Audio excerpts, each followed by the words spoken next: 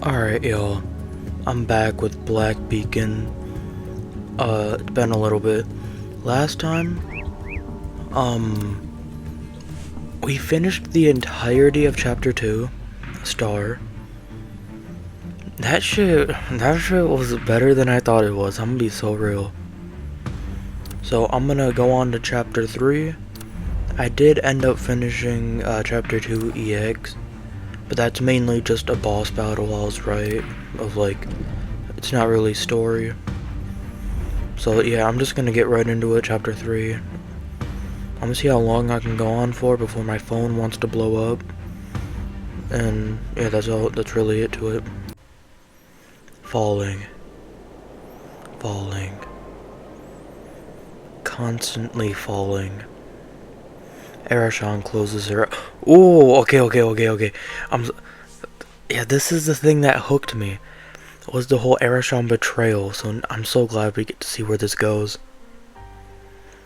The overwhelming sensation of weightlessness fills her with terror and anticipation. She fears her impending death, even if there happens to be a piece of debris in her falling trajectory. She knows she will face certain doom. As she anticipates her imminent death, this would be her final moment to finally escape a boring life. During the fall, where she knew the end, a conversation between her and her grandfather returns to her mind. Why does light refract when it enters water? That's an interesting question. I have two answers for you. Nah. Now I need to know what this motherfucker looks like. Does he have the pink hair? Probably not. The first answer is that light refracts because air and water are different mediums. When we look at this question from a cause and effect perspective, we arrive at this answer. What the hell? Science in my gacha game? Oh, hell no, you tweak. Not my fault. But in fact, light simply chooses the path that takes the least amount of time. Such is the principle of least time, proposed by a scholar named Fermat. Hey yo, chat, is this real? Light determines the optimal path even before embarking on its journey, as it is aware of its ultimate destination. You may find this concept challenging to grasp at the moment, but someday you will understand. Man, I find it hard to grasp now. Grown-ass man, by the way. Because you'll become that light, my beloved child. Ooh, this did not age well. Unfortunate. The fall abruptly halts. Gravity reversing, the world in Arashan's eyes becomes upside down. The immense potential energy accumulated during her descent dissipates instantly, and Arashan lands steadily on the floor. Standing on the steel floor, Arashan looks at the path ahead and softly sighs. You chose the shortest path because you knew where you would end up, right? How much had you calculated? Forget it. It doesn't matter. The outcome remains the same despite efforts. Arashan lowers her gaze. This is seriously sickening. Ooh, what is? The top of floor babble before the activation of the beacon. Ooh! Holy, bro, hold on. Holy artwork, this looks gorgeous. NANNA leans against her desk with the hexagon seal in her hand. How's it going, Shamash? Has this guy said anything? It's been a minute since we've seen him. You're saying we can't retrieve the information because some of the ancient documents haven't been recorded in the database. Yeah. Okay, well, yeah, shit, now we know we can talk. That's a challenging situation. The radioactivity tests on the sedimentary mud and the carbon isotope measurements of biological remains attached to this copper sphere indicate that it was buried in the Philistine Sea for at least 2,000 years. Bro, that's insane. You're telling me she was doing her own thing, figuring the same shit out when we had to leap through time like 8 different times, and she was just big braining it? Even if we were to search for documents from that period now, it would likely take a while before we find something useful. Nah, we figured everything out. Unfortunately, we are short-handed during this critical time. Ooh, who's gonna tell her that we lost a member? Structure. Are you asking about the structure of the copper sphere? Unfortunately, our devices can't scan it. The sphere doesn't respond to X-ray transmission or diffraction tests, and its internal structure appears entirely indistinct. Huh? Doesn't respond to X-ray? Diffraction test? Oh, hell no. Now I need to know who made this. The material from which this copper sphere was forged might not even exist in our world. Oh shit, aliens. The alien foreshadowing is wild. The Delphic Oracle might have some clues, but I'm afraid it's too late to contact them now. It's never too late for me, traveling boy. Just say your destination, I will go anywhere. This will cost $50 per travel though. What should we do now? Well, there isn't much we can do except guard it. If the prophecy regarding its activation proves true, then someone will come to fulfill that prophecy. And I'm curious to see who will do so right under our noses. I mean, is it obvious? I feel like it's obvious. Nemesis. That's not something we should be concerned about. Instead of worrying about their invasion, we might as well keep an eye on the sphere, in case it somehow activates on its own. What's that? This? Oh, it's a souvenir Cosmos left for me. Oh? Nana stares at the seal in her hand, the pattern on it matching the pendant in, do I say Seer or do I say Zahara? I'm just gonna say my hand, fuck it. The pattern on it matching the pendant in my hand. It is the last gift Cosmos gave her before he departed. Okay, hold. When you face a problem that you can't solve, use it, Nana. Wait, hold up. It's a pendant with the matching pattern as the one we have. Interesting. Does that mean she could do the time travel shit?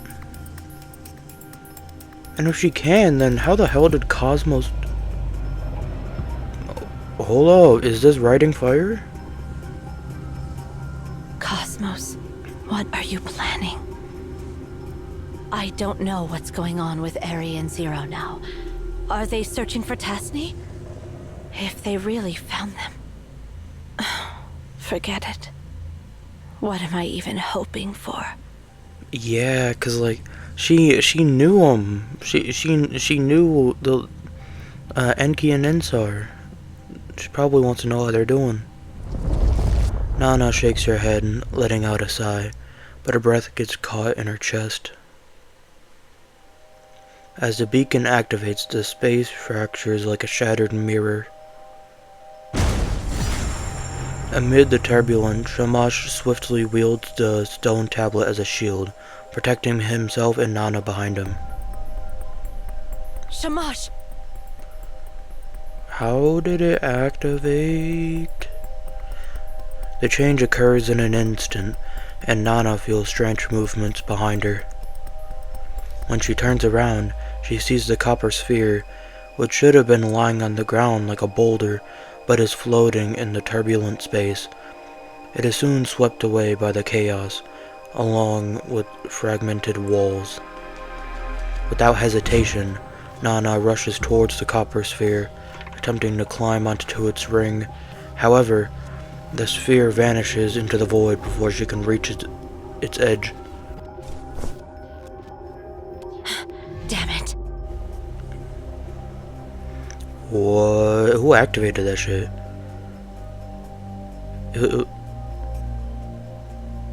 Okay, one of two things. It's either it had a timer that it went off on, but that wouldn't make sense considering now the whole last chapter was us learning about how to activate it. Or the second one, and the one I think it is Arashon, Arashon secretly said the thing to activate it. As the dust settles, NANNA shakes her head and sighs, observing the randomly reorganized space before her. Misfortune has a knack for perfect timing. That's a bar. The space was never this unstable during previous activations. Why was it so turbulent this time? Suddenly, they hear footsteps from behind, and both of them turn around. Oh, it's me! And I don't want to be that guy, but I called that shit. An unexpected figure appears before their eyes. Eri, what are you doing here? And where are the other two? Paradoxical spiral. Ooh, what is going on? It will obliterate this place completely. Okay, I'm assuming this is Arashon just filling them in. Find Tasni, and he'll help you discover that command. Oh no, this is us Oh, okay. Instead of getting sidetracked by irrelevant stuff, perhaps we should focus on what to do next. Man, I'm tripping balls right now. Farewell. Oh. I guess it's see you later. See ya. Goodbye. No. Farewell. Forever. Also, I don't want to be that guy, but yeah, I mean, I said it of are they gonna kill off a character? But no, the answer is no, they're not killing her off. Not yet, anyways. See ya. Open my eyes. Oh, damn. I was tripping balls right there. Just as I hear someone calling my name, all of my inner turmoil instantly subsides. Suddenly, I find myself looking into Zero's eyes, very passionate. You have lost too much blood. Oh. I have barely managed to stop it. Oh, sure. I didn't realize it was like that. Alright, yeah, it makes sense why we were tripping balls. Her face is so close that her breath seems to intertwine. All of a sudden, this turned really freaky. Are you feeling better now? Hastily, I turn my head, avoiding her gaze. Mistaking my action as a nut acknowledgement, Zero stands and pulls me up. What's the situation now? Oh God! The situation does not look good. Yeah, I yeah, I noticed that, Zero. You have been misled by the future Arashon. We all were. Oh! That was the future Arashon? Okay, hold on. So, if it was the future Arashon, now where did our Arashon go and where was that separation? Her goal from the beginning was to find the divine words. She is the one who activated Arten. Okay. I understand that. So we have a good Arashon and a bad Arashon, the future and present. But where did the present one go? That's what I'm curious about. We are now trapped in a paradoxical spiral, where the cause is the effect, and vice versa. Where the cause is the effect, and the effect is the cause. Well, hold on, how the fuck do we get out then? Are we cooked? We knew that R10 was about to explode, so we started searching for the divine words to prevent its explosion. However, our action ends up creating the future where R10 explodes. Ah, shit. And that's because future Ereshkigal found out, told it the passcode, or password, or whatever.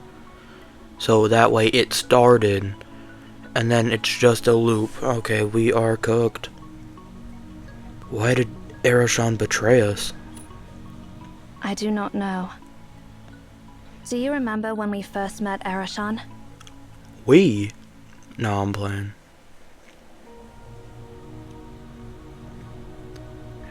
Okay, we're sharing the memories. I see. I need you to do something, Sia. What's good? Take me to the place when we first embarked on the journey. Her crystal clear eyes reflect my awkward face. For a moment, I feel like I'm about to drown in her golden-hued irises. Hold up. Who wrote this shit? Fucking Shakespeare? Okay. You can do it, right? Hey, hell no, you tweak? Yeah, I probably can.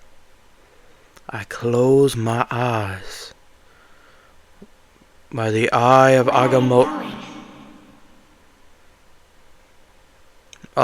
Nowhere. Good. Everything will go as you wish. My story is reaching its end, What do you mean by that? but yours has just begun.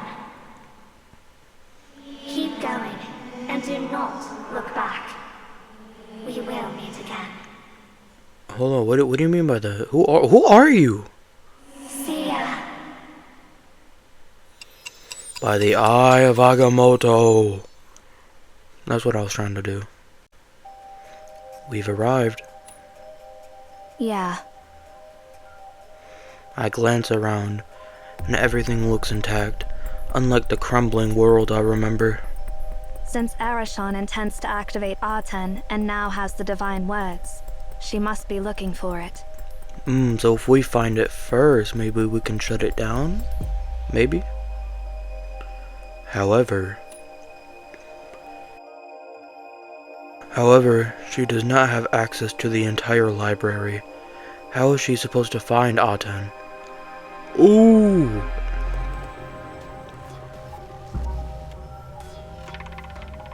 Okay, that's probably why she went to find NANNA. So she can get the location, maybe? If the Library of Babel truly expands infinitely around each primordial sector, then when it unfolds, the original Tower of Babel will become a sugar cube tossed into the ocean, and each sector will be scattered in an infinite ocean. The probability of precisely locating another water molecule in this ocean is practically zero. Oh, name mentioned, name drop.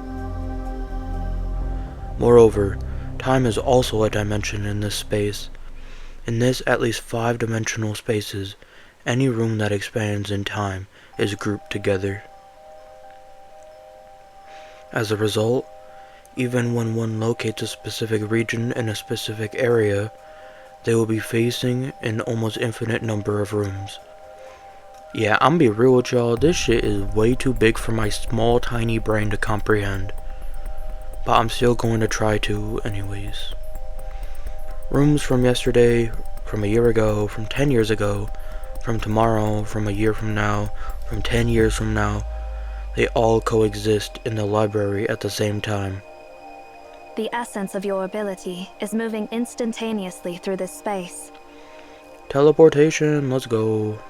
Since time is simply one of the dimensions of space here, it is possible for one to walk from one time sector to another specific sector.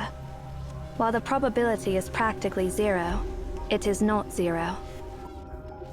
That is, as long as one has an endless lifespan, has traveled infinite distances on foot, and has tried enough directions. That seems impossible.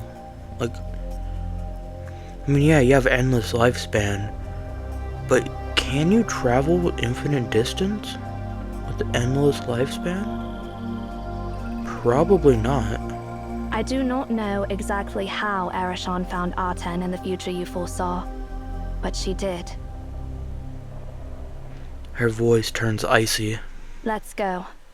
Once we capture her and interrogate her, everything will come to light. This realm hasn't started collapsing yet. It seems Arashon hasn't found Arten. NANNA and Shamash took Arten to the top of the tower before the beacon was activated. We need to find them before Arashon does. Ooh, yeah, who's gonna tell her that, Arashon already found him? Yeah, this is not the run though, bro. We're gonna have to try again.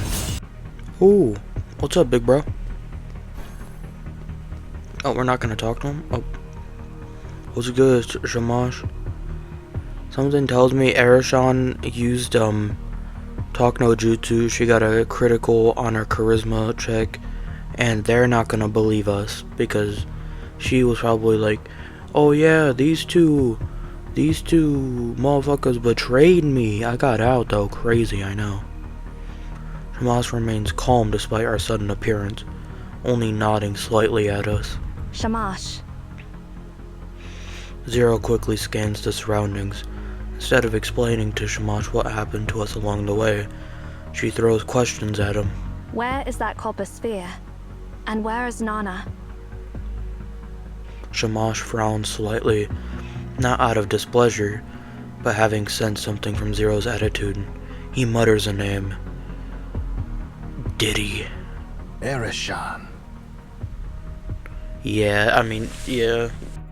Not long ago. Eri, how did you... NANNA analyzes Arashon from head to toe. Where are Zero and Seer? Aren't you supposed to be together? I murked him. In the back alley. Arashon casts a sidelong glance at Shamash, but her attention doesn't linger on him for long. She looks around in a seemingly casual way. We were indeed together, but then I got swept away by the turbulence when the beacon was activated. Interesting story. NANNA glances at Shamash, who nods in response. By the way, where is that copper sphere? Our situation is similar to yours. NANNA briefly explains what happened to Shamash and her. Arashon raises her brow after listening to NANNA's account. Wait, what? You guys let that bomb out of your sight? And now you're standing here doing nothing about it? Okay, hold on. To be fair, what the fuck are they supposed to do about it? Like these guys are in like a whole entirely different space. Like, okay, just slide it in. After finishing her accusation, Arashon moves to leave. However, NANNA steps in front of her, blocking her path. The sphere is important. However, Eri, if I remember correctly, you went to the modern floor with Zero and Seer, right? Oh, see, this is why NANNA might go. She knows immediately. NANNA's gaze is fixed on Arashon. So, how did you end up here? What are you doubting? I just want to confirm something. Yeah, NANNA might go. Alright then, I'll get straight to the point. I'll get straight to the point. I likes you, and I want you. So we can do this the easy way, or we can do this the hard way. The choice is yours. The prophecy is true, and that outsider does have access to the entire library. Not long ago, Seer took me and Zero to the time sector 80 years ago, and we met Tasni there. NANNA's expression wavers at the mention of the name. What did you say? Yeah, what can I say? We're broken. Arashan pretends not to have noticed Nana's reaction. Tasni told us that the mechanical sphere is Aten, the god of the sun, in Memphian mythology, commanded by the binary language. It is the culprit that destroyed Akedaton. Soon, it will be activated again and obliterate the Library of Babel. I got separated from them, and by the time I realized it, I was already here. Do you want to ask for more information? Or will you come with me and find that copper sphere? Okay, I think this is present day Arashan. But she got lost and eventually she got like swapped in with their future counterpart. It's either that or this is the future counterpart and she's just trying to find her way to the sphere. But just the way she's talking makes me think that it's the present version and we just got separated somehow. Cause like, I don't know, time leap a bitch or something.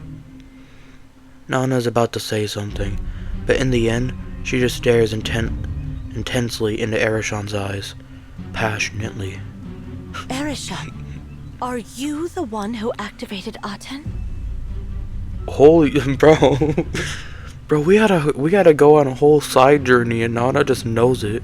That's why she's my goat. Arashan meets Nanna's gaze unflinchingly. What are you even talking about? I intend to deactivate it. After Arashan finishes speaking, Nanna casts another glance at Shamash. Shamash, fuck her up. Arashan shakes her head impatiently. Whatever you say. I won't waste my time playing your detective game. You can't even keep a copper sphere safe. Honestly, this makes me wonder if you have stayed too long in the tower and your brains and bodies have started to rust. Yeah, you say this? You want us to be like, oh, Arashan, my glorious queen. Yes, we will take you to the copper sphere right away, and then you can proceed to ravish my inside. Like, what do you want? What do you want them to say to that? Suspect me all you want. Just don't stand in my way. Once again, Nanna stops Arashan. That's why she's my fucking goat. Hold on. I'll go with you. Just as Shamash is about to follow, Nanna waves her hand casually. Stay here, Shamash. Zero and Seer might arrive later. Someone should wait for them. Ooh, okay. Don't worry. We'll be fine. Nanna found dead in a ditch. Shamash murmurs a few names in some vague words, and Zero seems to understand everything. So, Nanna left with Arashan. Yeah. Zero sighs softly. So, long story short, Shamash, Arashan has betrayed us. She is the one who activated Aten. She was not lying when she said she wanted to deactivate Aten. But deactivating Aten itself is activating it. The command is a palindrome, and it can cause Aten to perform very different behaviors. Go. For the first time, he speaks in a complete sentence. Go find Nanna. Tell me the rest on the way. Oh. Yeah, that's how you know bro's serious. These traces are...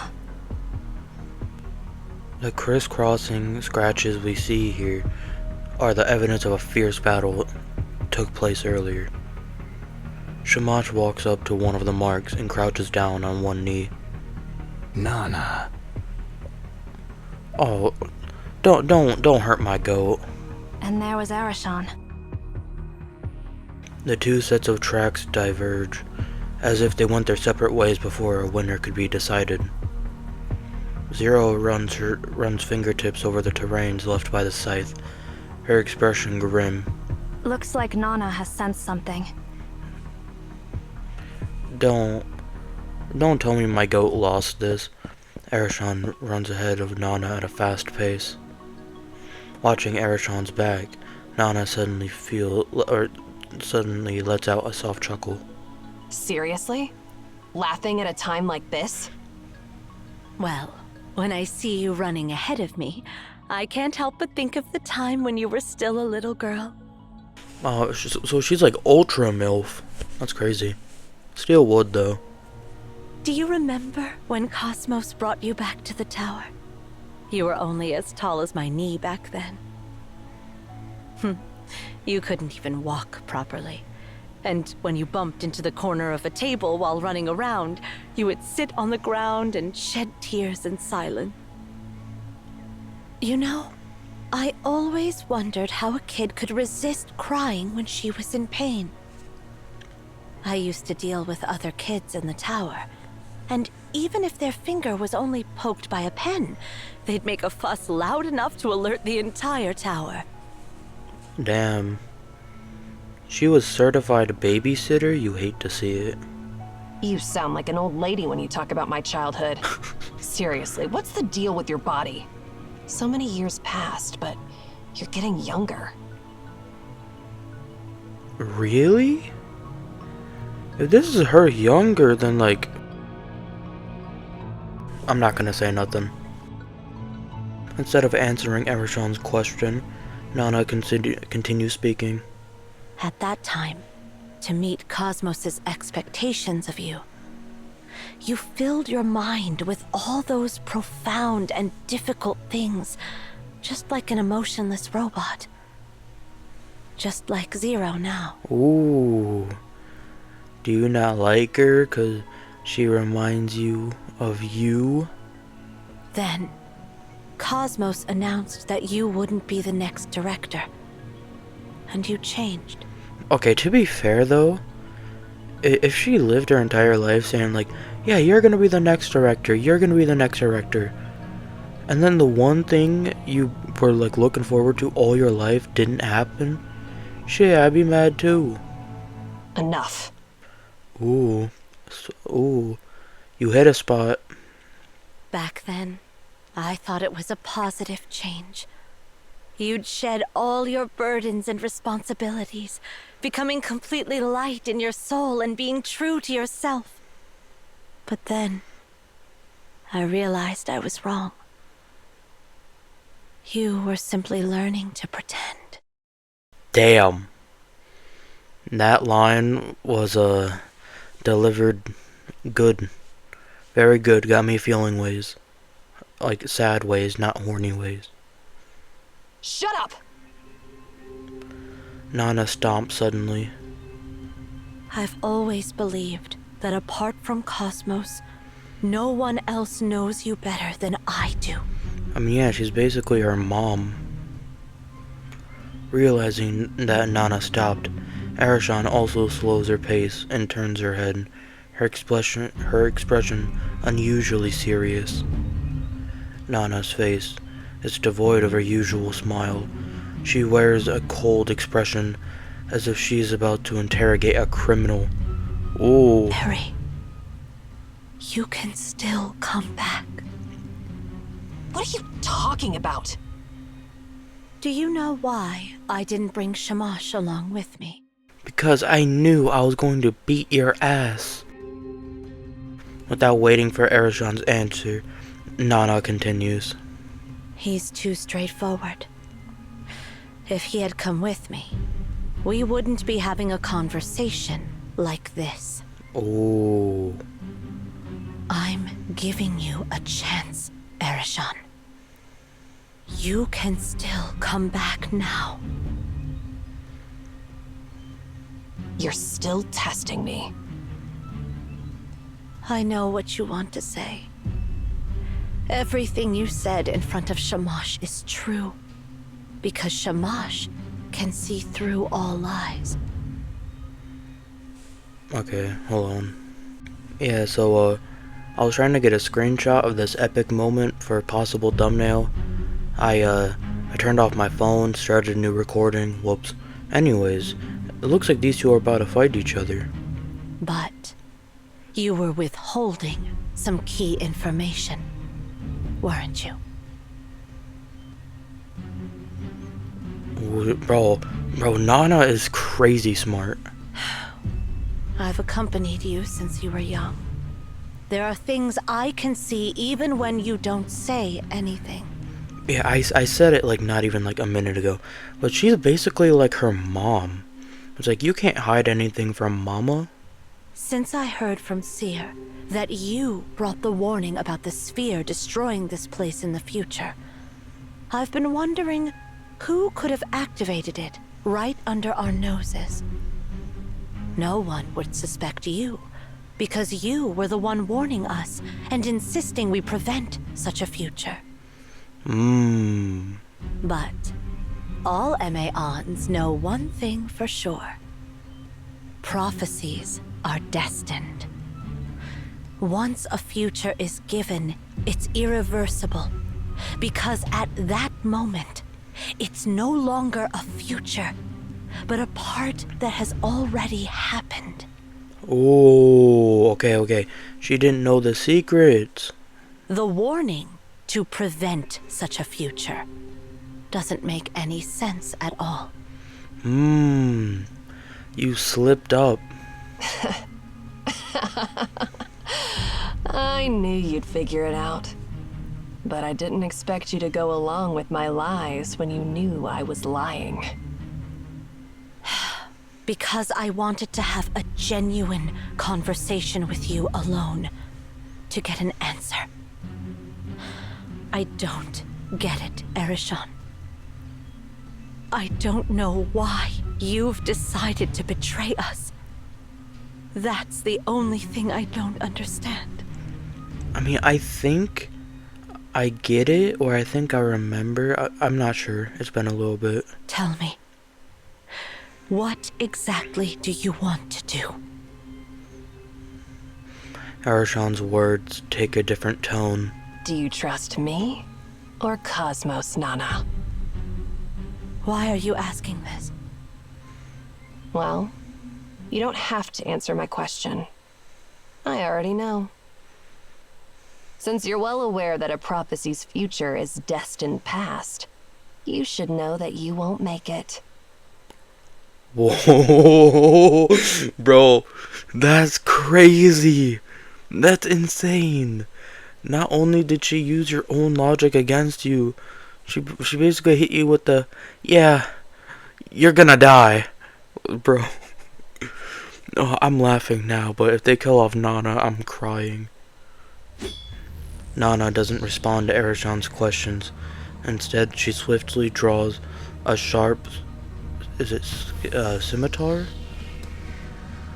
I'm gonna say scimitar. A sharp scimitar in the right hand, a blade resembling a crescent. I taught you everything you know. Do you think you can defeat me in a one-on-one fight? Ooh. Before the words leave her lips, Nana charges towards Erishon at an incredible speed. The clash of scythe and scimitar fills the air with a buzzing sound. Erishon immediately retreats after the first round of flashes. The tingling sensation in her hand reminds her of when she was reminds her that she's at a disadvantage. However, she remains calm and raises her head, wielding a bright smile at the serious Nana. Nana, I met two children. They're Tasni. No, they're Ninsar and Enki. Bro. Yeah? You're gonna use... Okay, bro. It's unfortunate, but like, shit, you gotta do what you gotta do. I'm not gonna lie, if she wasn't the strongest person on my account, I'd probably hate her. But she's carrying me through all the content, so can't hate her. Nana's pupil contracts slightly, the scimitar in her hand hesitating for a moment. At that exact instant, Erishon vanishes from Nana's sight like a scepter. What did you say? Nana's voice trembles, yet she is unaware of it. However, Oh, the response she gets is a faint echo of Arashan's voice. They asked me to send their regards. And Hedwana? What? Yeah, I'm be real with y'all. As even though it pains me like a motherfucker to do this, I'm gonna end this here. That seems like such a perfect cliffhanger. And of course I got her here. Yet answering nothing. You know, hold up. The moon is There we go. always waxing or waning. I had to replace her with the In goat. this world, But yeah, I'm gonna end it here. That seems like such a perfect cliffhanger to end it on. Next time we hop in, we're gonna see what happens to NANNA and Arashan, hopefully. And we're gonna hopefully get some Arashan backstory. But if you made it this far, thanks for watching, and yeah, I'll see you later.